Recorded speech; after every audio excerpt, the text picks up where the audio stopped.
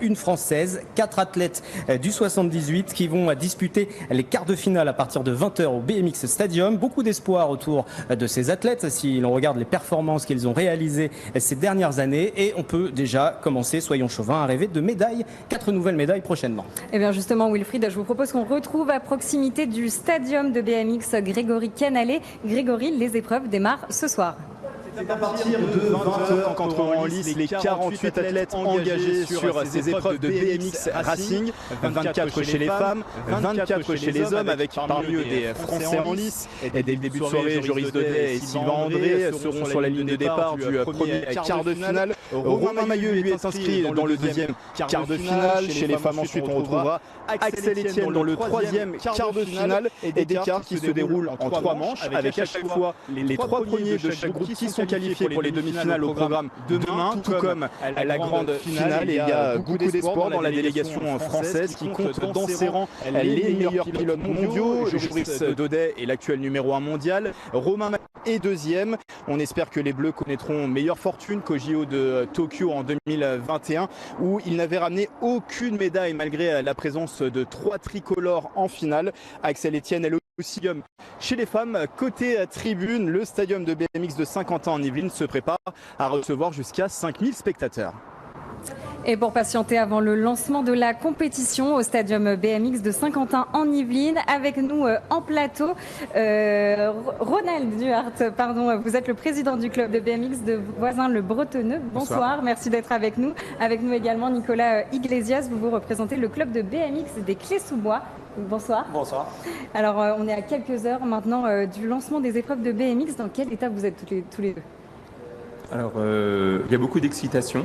C'est vraiment un événement qu'on attendait. Tous les pilotes de BMX et tout l'ensemble du BMX a beaucoup d'attentes. Voilà, on a beaucoup d'espoir de médailles, comme dit dans le reportage. Chez les garçons, on peut même espérer 3 médailles et chez les filles, on peut espérer une médaille. Donc, on a envie de cette reconnaissance aussi. Nicolas, pour vous aussi, de l'excitation, vous avez hâte ? Pareil, on les a suivis là, de toute la saison, donc on est plutôt confiants, mais bon, excités avant tout. Et vous allez les vivre comment cette épreuve ? Est-ce que vous avez des places pour ce soir ou derrière votre écran ? Ah, malheureusement, ça sera à la maison. On n'a pas réussi à avoir de place. Avec les amis devant la télé, en espérant que tout se passe bien. Et puis on mettra l'ambiance devant l'écran, ou alors sinon on ira en fan zone. On vient. Alors, vous en avez un peu parlé. 4 pilotes français vont concourir. Joris Daudet, Sylvain André, Romain Mailleux et Axel Etienne. Votre analyse sur cette sélection, est-ce qu'on peut espérer une ruée vers l'or ? Oui, honnêtement, ouais. On a Joris déjà qui vient de gagner le championnat du monde à Rock Hill. Romain donc, qui fait 3e. C'est Sylvain qui fait 3e. Sylvain, pardon. Et en fait, on a les 2 derniers champions. Chez les garçons, on a les 2 derniers champions du monde. Et le 3e pilote, en plus, a fait podium au dernier championnat du monde. Donc on pourrait même avoir 5-6 pilotes qui auraient pu participer à ça. Donc franchement, si on n'a pas de médaille d'or chez les garçons, ce serait une grosse déception. Mais après, ça reste du BMX, donc il y a de l'aléatoire, on le sait, mais en tout cas, ils sont les plus forts. Vous l'avez dit en 2 et en 24, mais par contre, lors des 3 derniers JO, la France n'avait remporté aucune médaille. Il y a eu un moment de bascule entre ces 2 périodes ? Non, parce qu'ils sont arrivés aussi très forts à Tokyo en termes de résultats, en fait. Mais c'est juste tout mentalement. Après, la piste était très différente aussi à Tokyo.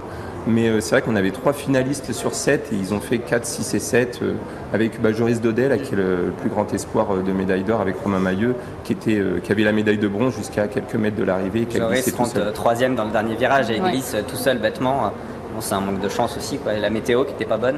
Virage glissant, ici on a la chance d'avoir un toit. Même s'il se met à pleuvoir, la piste, ça va tenir. Donc, moi, la seule crainte à la rigueur, c'est qu'on a les 2 plus forts et qu'ils se gênent parce que ça reste un sport individuel. Mais non, franchement, moi, je vois bien les 2 premières places chez les garçons. Chez les filles, Axel elle est un petit peu moins favorite.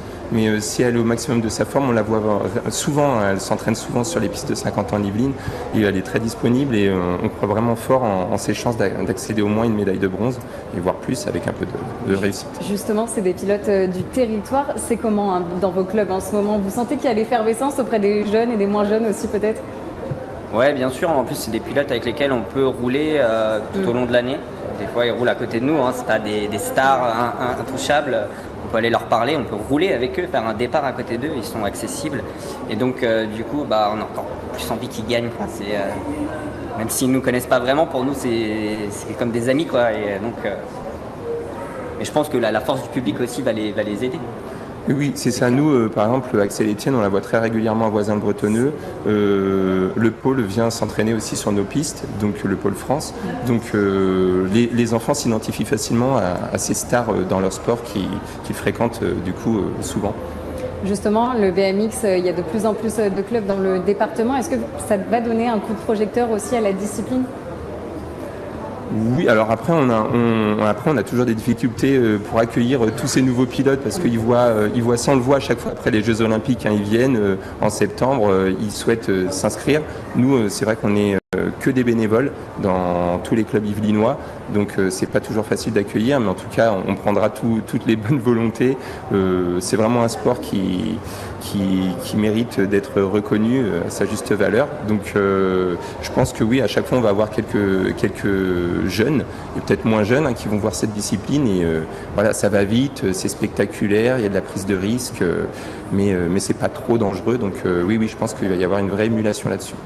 Je voudrais qu'on revienne sur ce site, vous en avez parlé, où vont se dérouler les épreuves. La piste a été un peu modifiée pour la compétition. Vous pensez que ça va être un avantage quand même pour les Français ? Est-ce que c'est un avantage le fait qu'elle soit modifiée ? De jouer à domicile surtout. Ah, de jouer à domicile bah ouais, bien sûr, toujours. Toujours, bon, déjà, la piste, bon, ils la connaissent bien. Et puis ouais, encore une fois, le public, quoi. C'est sûr que quand il y a tout le monde derrière vous, ça vous pousse encore plus en avant. Après, les pistes, elles peuvent avoir quelques différences selon les pays. Je sais pas si tu es d'accord avec moi. Oui. Mais après, nous, on est connus pour avoir des pistes plus ou moins techniques. Assez technique même, mais la dernière fois qu'il y a eu une Coupe du Monde, on a des Français qui ont gagné, portés vraiment par le public, donc je pense qu'ils joueront vraiment un rôle important pour supporter nos pilotes. Et il y a 2 ans en France, on a eu le championnat du monde à Nantes, et tous les pilotes français ont dit qu'ils sentaient vraiment cette ferveur et que ça les poussait, donc on compte vraiment sur le public pour les aider à aller encore plus vite, quoi. L'autre catégorie du BMX, c'est le freestyle. Hier, Anthony Jean-Jean a décroché la médaille d'argent.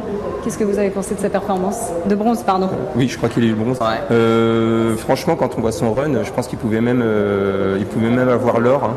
Donc, il s'est bien relevé, justement. Ça fait partie des valeurs qu'on veut prôner. Hein. Il a une chute en première manche et il fait une très belle deuxième manche. Donc, il va chercher sa médaille. C'est pour ça que ça doit inspirer aussi nos pilotes de BMX, parce qu'on a eu des médailles en VTT, des médailles en BMX freestyle. Donc, on n'a pas envie d'être les seuls sans médaille. Donc, franchement, impressionnant. Là, le BMX freestyle a montré aussi que c'était des vrais athlètes. Hein. Ils sont super bien préparés. Le BMX racing aussi s'entraîne énormément. Donc, c'est hyper sérieux. Donc, non, franchement, vraiment impressionnant. Anthony Jean-Jean a fait un sacré run. Et on espère aux pilotes ce soir de faire la même chose. Merci à vous deux d'être venus en plateau. On le rappelle, vous êtes le président des clubs de BMX de Voisins-le-Bretonneux et des Clés-sous-Bois. Merci d'être venus. Et bonne compétition à vous pour ce soir. Merci. Comme chaque soir, un sportif nous livre son plus beau souvenir olympique. Ce soir, justement, on continue de parler de BMX. Joris Daudet nous offre un moment